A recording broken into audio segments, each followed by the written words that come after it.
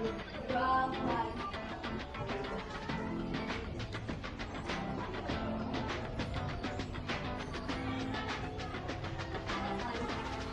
terima kasih, Messi.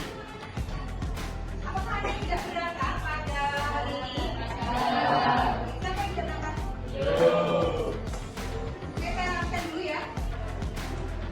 Aditya, Aprianto Kusna, Aruna, Anindira, Messi, Agam, Asifa, Ayudita Evelyn, Bayu Lisan, Bilda, Zelda. Oke, saya ulang yang tidak berangkat satu ya, karena sakit. Oke, baik. Nah, sebelum mulai belajar pagi hari ini sudah sarapan bersama anakku? Kenapa orang sarapan? Oh, tidak sempat karena terburu-buru. Bangun jam berapa? 5. Jadi kalau tidak sarapan, konsentrasinya agak berkurang ya. Oh tidak Bu, tetap konsentrasi. Baik, sip. Nah, sebelum kita mulai pelajaran, nah untuk ngecek konsentrasi itu mau ice breaking dulu. Nah, jadi nanti anak mengikuti gerakannya, gerakan semua tubuhnya. Jadi nanti keluar dari barisan dulu ya. Nanti kita menyanyi dulu supaya tidak jenuh atau menambah semangat anak-anak ini semua. Itu ya, meskipun belum sarapan. Oke, silakan keluar di barisan. Nanti kita menyanyi sebentar ya. Oke, siap. Silakan. Oke, sudah ya. Mari kita ice breaking dulu. Tangan ke atas, tangan kita. Tangan ke samping, burung yang depan. Tangan ke depan, ikat berenang. Duduk yang rapi, siap berenang. Nah, nanti duduk ya. Oke, kita ice breaking dulu. 1, 2, 3. Tangan ke atas, menggapai bintang. Tangan ke samping, burung yang terbang. Tangan ke depan, ikan berenang. Duduk yang rapi, siap belajar. Oke,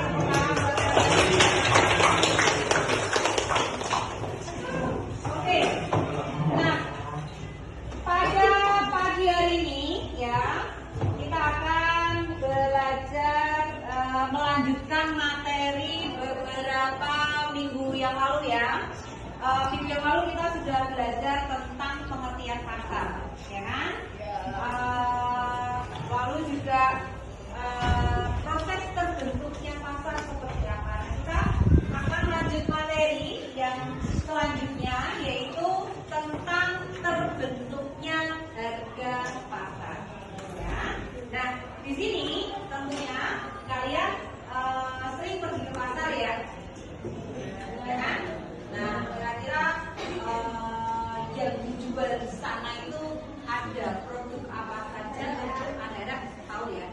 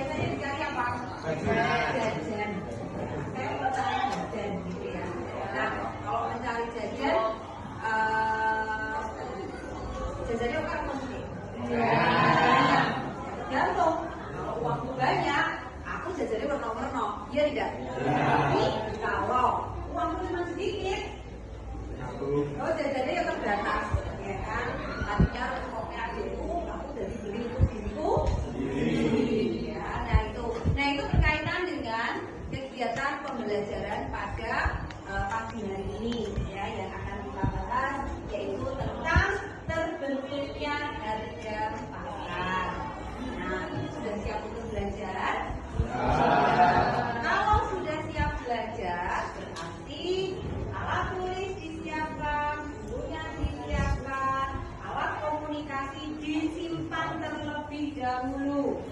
Dipakai nanti kalau Bu Helen membutuhkan ya. Jika nanti kelompok baru silakan mencari materi yang ada ditanyakan di materi. Oke. Nah, di sini ya kita akan belajar tentang ya terbentuknya harga pasar. Nah, sebelum kita memulai ya tujuan pembelajaran kita pada pagi hari ini ya, silakan dibaca tujuan yang pertama, yaitu apa? Menjelaskan bagaimana awal terbentuknya harga pasar. Ya, jadi kita belajar tentang bagaimana awal terbentuknya harga pasar. Ya. Lalu yang kedua, mendeskripsikan mekanisme permintaan dan penawaran. Ya, mendeskripsikan mekanisme permintaan dan penawaran. Yang ketiga, mendeskripsikan tujuan penetapan harga oleh pemerintah. Ini ya, tujuan penetapan harga yang ditentukan oleh pemerintah itu untuk apa? Nah, ini dilakukan di mana? Dan menentukan harga pasar. Lalu yang selanjutnya yaitu mendeskripsikan peran terbentuknya harga pasar. Mendeskripsikan ya peran terbentuknya harga pasar. Jadi membuat di harga pasar. Yang terakhir yaitu menjelaskan tujuan penetapan harga oleh pemerintah. Menjelaskan tujuan penetapan harga oleh pemerintah. Nah, ini yang tadi Ibu tanyakan ya. Nah, pernah kalian pergi ke pasar? Ada apa saja produk yang ditawarkan? Banyak, beraneka ragam ya. Ada apa? Sembako. Ada apa lagi? Pakaian. Ada apa lagi? Sayur mayur. Ada sayur mayur. Apa lagi? Ada daging perabotan ya. Nah, produk-produk yang ditawarkan bermacam-macam ya, sesuai dengan kebutuhan yang diinginkan oleh konsumen, di mana produsen menyediakan. Nah, kira-kira transaksi yang mereka gunakan saat melakukan kegiatan pembelajaran itu apa? Oh, bayar Bu, ya, bayarnya nang gopok. Ada yang pakai uang tunai, ada yang pakai kredit, ada yang pakai QRIS. Ya, tergantung kegiatan transaksinya di mana, gitu kan? Ya. Karena minggu yang lalu kita sudah belajar macam-macam jenis pembayaran pasar, ya kan? Oke. Nah, apa itu kebutuhan pokok? Siapa yang bisa jawab? Oh, kebutuhan yang utama, yang sering, yang selalu, yang dibutuhkan oleh manusia.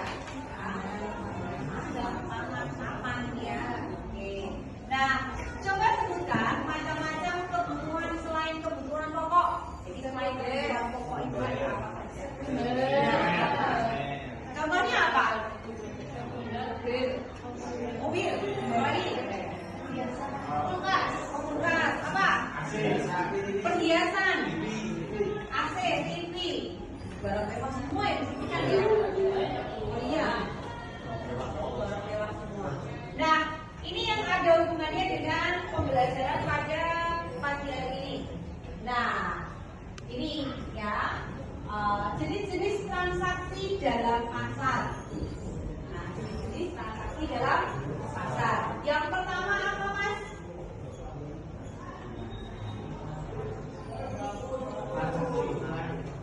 Transaksi tunai. Ya, transaksi tunai. Apa itu transaksi tunai?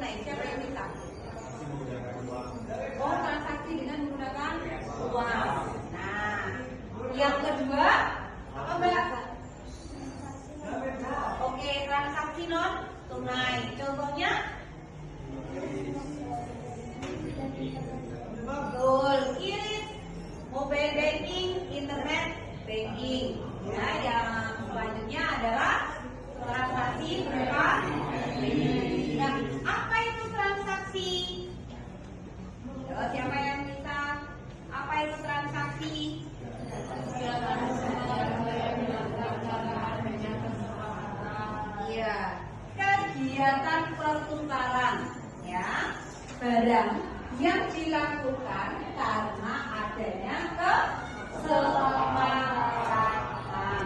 Nah, transaksi itu sudah terjadi zaman dahulu, ya, zaman biyen itu sono transaksi. Hanya saja jenis transaksinya seiring berjalannya waktu bagaimana? Berkembang, ya, berkembang seiring berjalannya waktu. Nah, sampai di sini ada pertanyaan? Tidak. Nah, dari kegiatan yang sudah kita bahas tadi, ya, terbentuklah yang disebut sebagai apa? Harga pasar. Oke. Harga pasar terbentuk karena Tony mana Tony? Oke. Harga pasar terbentuk karena apa Tony? Adanya orang lebih jual dan membeli dan ada harga barang ini yang diminta sama dengan Saatnya jam 5 dimulai. Oke. It's Harga time to pasar. begin the fifth lesson.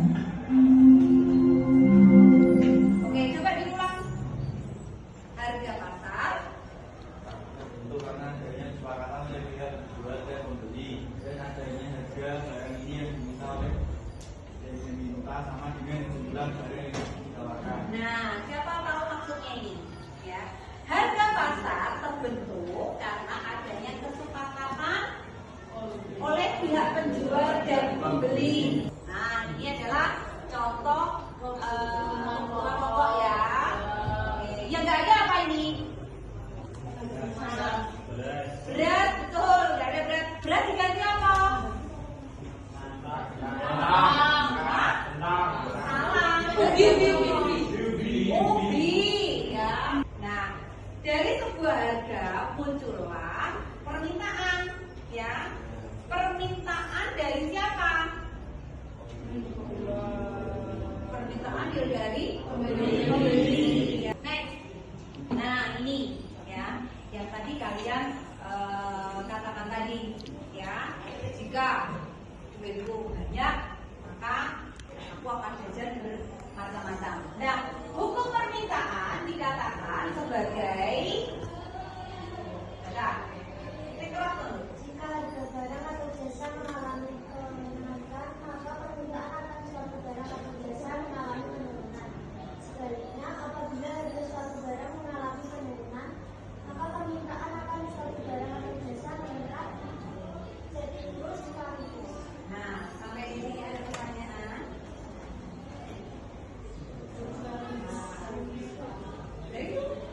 Ya. Permintaan akan suatu barang dan jasa akan meningkat. Contohnya misalnya pulpen ini. Kalian pulpen harganya berapa? 4.000. Nah, permintaan akan pulpen di sekolah, ya. Nek harganya murah, pasti permintaannya banyak. Sing tuku kan oke, ya kan? Tapi nek pulpen kuwi mau harganya mahal, masih 5.000, ya. Permintaannya bagaimana? Pasti akan mengalami penurunan, ya kan? Nah, itu yang disebut sebagai hukum permintaan. Nah, jenis-jenis atau faktor-faktor yang mempengaruhi penawaran. Yang pertama, apa Mbak? Harga barang itu sendiri, ya, harga barang itu sendiri. Ini larang ya Pak, betul? Larang, benar. Yang kedua yaitu apa Mas? Ada barang lain yang berkaitan dan Harga faktor produksi. Yang ketiga biaya teknologi. Biaya teknologi itu bahan bakunya larang, maka produk yang saya jual juga pasti akan mengalami bagaimana? Kenaikan harga. Karena saya jual dalam rendah, dari produsen pun bagaimana? Rugi. Lalu jumlah produsen. Kalau jumlah produsen ini sama dengan yang di sini. Misal, rego soto ning kene karo ning ngisor pasar sama tidak? Beda, ya. Nah, ning kene regone 5.000 karena anak-anakku samune mung 10.000 misalnya. Nek digono dari 10.000, payu boten? Boten. Oh, nek di pasar karena jumlah produsen itu banyak dan semuanya pada bekerja, soto Ningkono regane 7.000, 9.000 bagaimana? Laku, iya tidak? Karena kebanyakan penduduknya lebih banyak, mungkin orang yang lewat sana, ya kan? Lalu juga orang yang bekerja juga banyak, maka jumlah produsen juga memenuhi penawaran. Silakan dikerjakan, ya. Lalu akan kita bahas nanti kalau ada waktu, kalau tidak ya nanti kita bahas minggu. Oke, silakan dikerjakan dulu. Nah, sampai di sini sudah jelas ya? Sudah. Tidak ada pertanyaan ya? Oke, sekarang dikerjakan latihan soalnya. Udah dulu.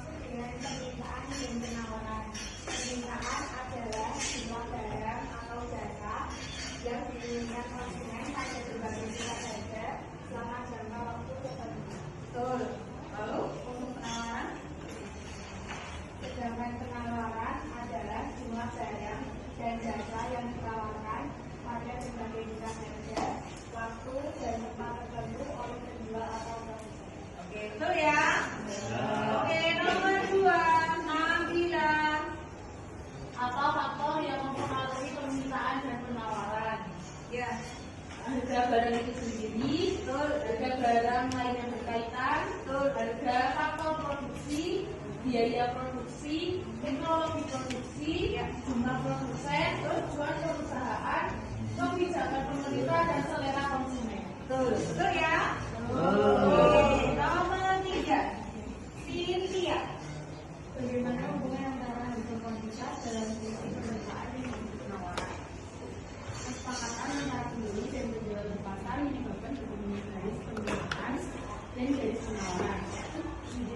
uang yang menunjukkan dengan pasar. Ya, betul. Nomor 4, Cahaya. Mengapa suatu perusahaan beri tawaran gradasi agar pekerjaannya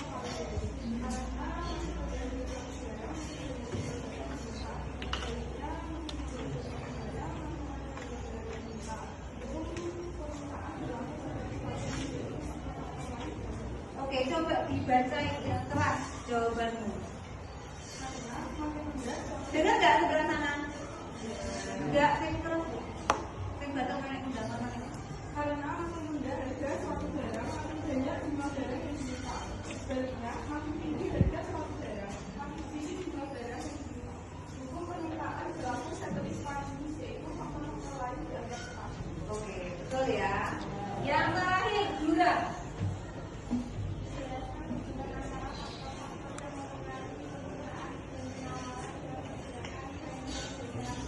Ya. Banyak loh.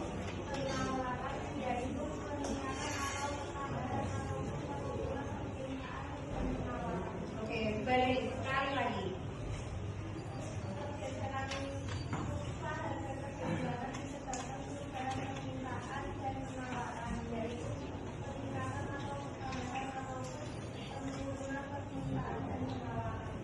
Oke, nah itu yang kegiatan pembelajaran kita pada pagi hari ini, dan kita lanjutkan pertemuan berikutnya dengan membentuk kelompok